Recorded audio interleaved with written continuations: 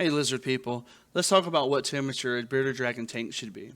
Are you worried about your bearded dragon habitat setup? Do you want to make sure you're getting the temperature just right for these picky but cute pets?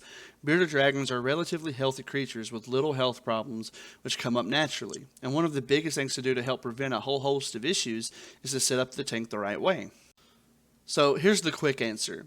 Bearded dragon tank temperatures need to range depending on the time of day and the part of their tank.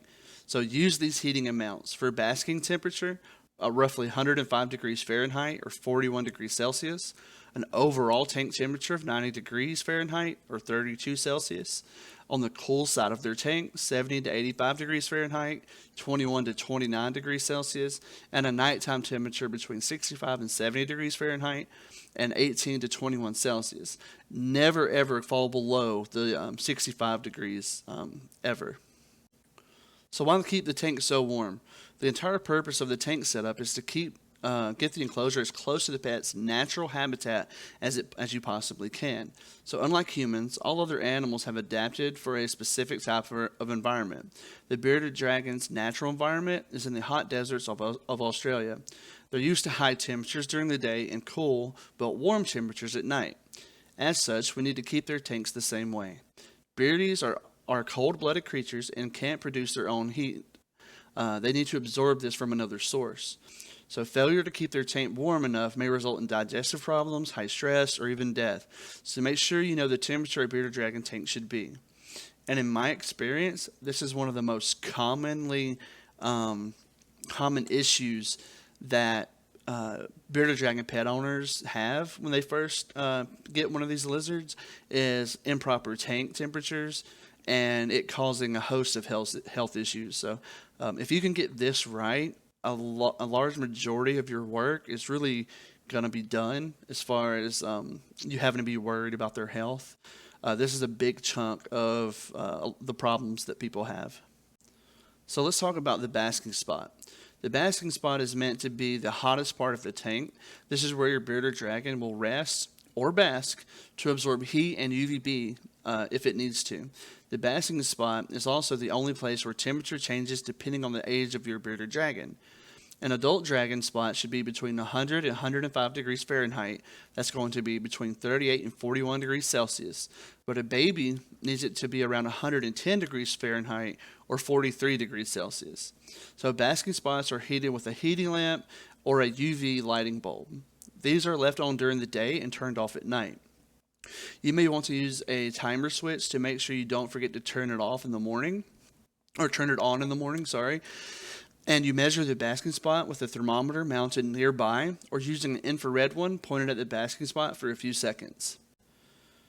So the overall temperature is where most of the tank rests at. This temperature range is the same for babies and adults. Your goal is to get the overall temperature around 90 degrees Fahrenheit or 32 Celsius. This is measured with a mounted thermometer in the middle of the tank. Proper placement for the thermometer is halfway between the basking spot and the cool spot. If your tank is around 40 gallons, you may be able to get away with just a basking and UV light, which can heat the whole tank. But if you're using one bigger than this, which we typically recommend, you may need some help. Either use an additional heating lamp at a lower setting, use an overhead fluorescent heating, or use an under the tank floor heater. Just a word of caution with the under the tank floor heater. These have been known to sometimes crack your tank. So be very careful with those. Maybe just not even use them if you can, unless you know you have a thicker glass tank or more sturdy. Then these can be a really easy or great option in that case. But if you're unsure if your tank can handle it, then avoid it. So now the cool or the hide spot of the tank. So bearded dragons need to be able to control their temperature with environmental means. This means for moving one side of the tank to the other. So when we get hot, we sweat, and this cools us down as people. But for bearded dragons, they don't have the ability to do this. And they can sit with their mouth open, and this is often why you'll see them with their mouth gaping open, because it's the only way to help cool them down that they have other than moving. And in the wild, they dig themselves into mud or go in and find a cool shelter under a rock or log. So it needs to be the same in your tank. Keep a piece of furniture like a rock or a hide box on the opposite side of your tank and away from the basking spot. It should be on the complete opposite side of the basking spot. And this is where your bearded dragon will go to cool itself down and relax after basking and receiving the nutrients from that light. And the cooler hide spot should stick around between 70 and 85 degrees Fahrenheit. That's going to be between 21 and 29 degrees Celsius. Use a thermometer mounted near the cool spot to check on it. The range is wide because the temperature will depend on the size of your tank and the type of heater being used. But as long as you're within the range, you should be fine. And it's just very important to get all of these temperatures right to make sure your bearded dragon is happy and healthy. So nighttime temperatures, even though bearded dragons are from the hot desert, they don't need extreme heat 100% of the time. The deserts, even at night, can get pretty cold. So fortunately, our home's natural temps will probably work just fine. You want a nighttime temp to dip a little, but go no less than 65 to 70 degrees Fahrenheit.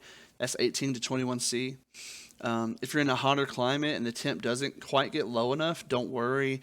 You just don't want it to go below this range. So anywhere within there is fine, just no lower than 65. You don't need to watch this one too closely usually, unless you keep your house a lot cooler than that. Most likely all you need to do to prevent this temperature in line is just to turn off your heater at night. And then the heat will go away slowly, and by the time you wake up, it may have just settled around the that range there. So check your overall temp with a thermometer every morning to make sure the tank isn't getting too cold. If it seems to be getting a little close to the 65 degrees Fahrenheit or 18 C, alter the timing of your heaters so they last a little longer, and then cut off so there's a shorter period of them being inactive, and then that should be roughly right. Just keep this experiment for yourself, and just the key thing to remember here: don't dip below 65. That's really the most important thing to note. Other than that, this one's pretty easy to maintain just by not using your heater or using your heater a little bit longer or a little bit less. Just play around with it, and your dragon will be healthy. So with all of this talk about temperatures, it's going to be important to know about the lowest temps they can survive. So if you follow the rules we outlined, you'll just be fine with all your temps. The lowest temps they can survive is 65 degrees Fahrenheit. And while it may be able to recover from temps lower than 60 degrees or 16 Celsius, there's no reason to ever do this.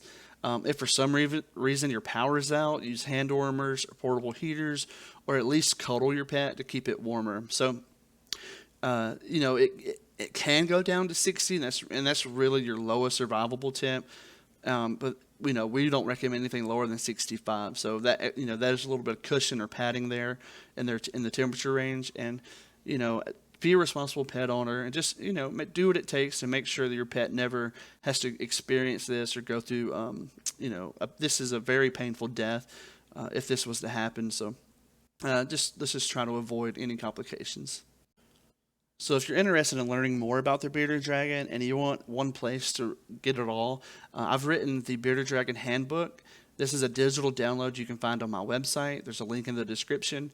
A lot of people have already gotten it, and I've gotten some great reviews. So if that's something you're interested in, just check it out and then let me know what you think. Thanks for watching our video. I hope you learned something new. While you're here, please comment below, like this video, and subscribe to our channel. Thanks for watching. Until the next one. Have you subscribed yet? Subscribe yet?